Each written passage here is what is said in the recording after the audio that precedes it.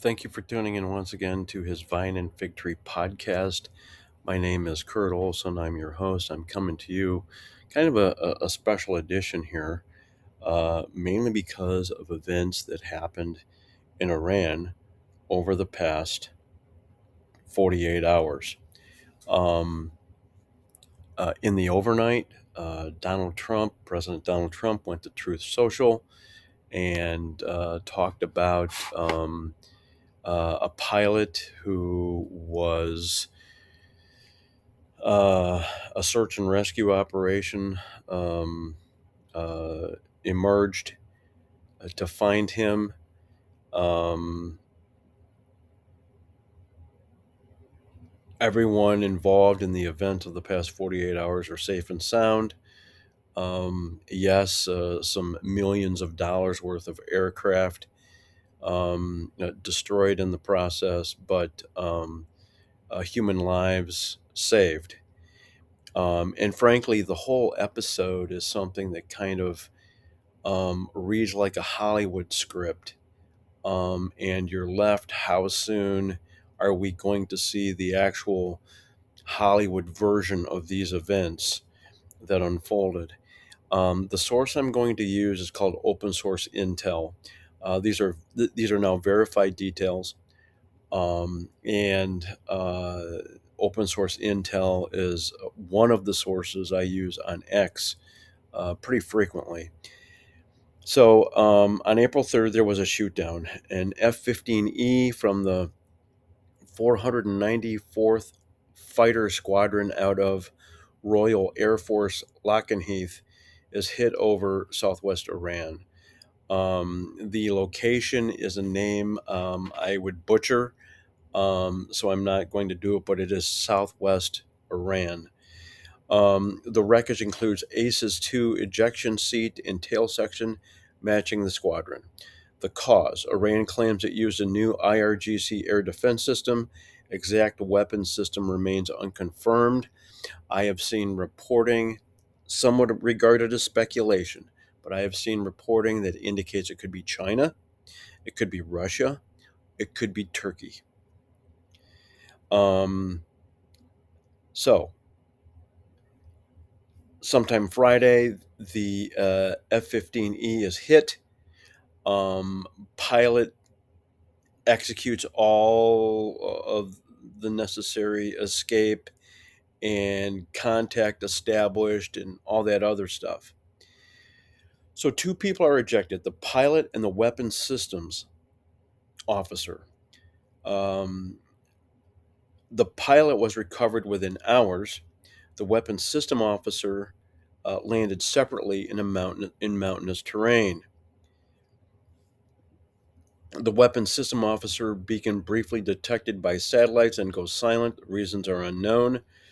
So in the first 12 hours, this would be hours during Friday,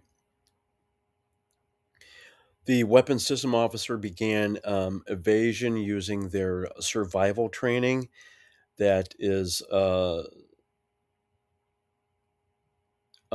involves evasion, survival, resistance, escape, all of that. He maintains intermittent encrypted communication with U.S. forces. IRGC launches a large-scale search operation. Iranian state TV urges civilians to report or capture the pilot. Rewards up to $60,000 are reported. Um, public me- the public message includes calls to shoot on sight. In the next 12 hours, the weapons system officer moves to high elevation terrain, about 7,000 feet. They also track Iranian movements to within 3 kilometers of the weapons system officer. And there is some drone strikes, other aircraft strikes against any effort for enemy to reach him.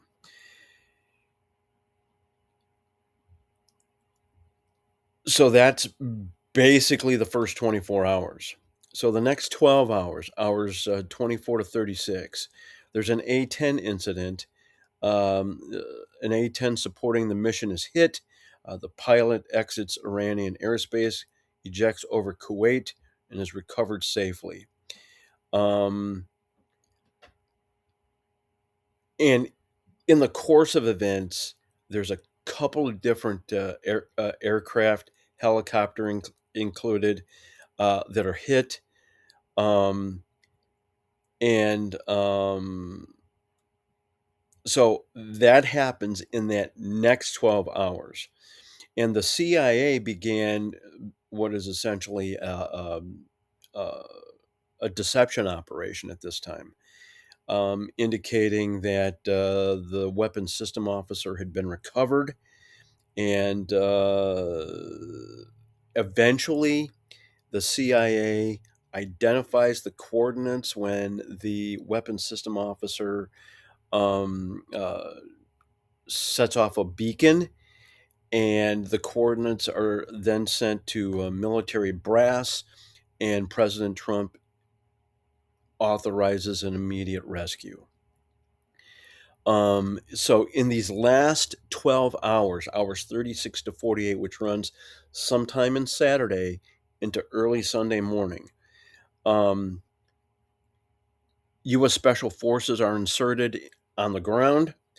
Um, the weapons system officer is located and recovered alive after sustained evasion. He has minor injuries. He will be fine. Um, um, and so in total, there were 2 crew from the F-15E rescued, 1 A-10 pilot rescued, 3 U.S. airmen, all alive, no captures. Um, And the thing I just want to add, as I was following this on Saturday evening, um, um, there were indications that Iranian citizens, knowing that the IRGC was trying to get to a specific location, that they were creating some havoc with roadblocks in the road. Um, don't know how true that is. It would be certainly interesting to find out how true that is. And additionally, one of the other things that was coming through X when all this was going down was that there was a hospital near this location in Iran where several besieged security forces landed in body bags. There were several people on the Iranian side that were shot and killed. So uh, that's what unfolded here in these hours from Good Friday until Easter morning in Iran. And it, it, it's hard to not see this not becoming a movie at some point. Very interested in hearing the personal testimony or the personal story account from what I understand is a colonel, and just once again, just how this came out on the right side. And meanwhile, there is all kinds of activity that indicates that the president has created a 48-hour window for Iran to start cooperating, or certain other things are going to start happening. And it will be very interesting to see if that indeed starts happening. So that's all I have for this. I thank you for tuning in. And until next time, God bless and goodbye.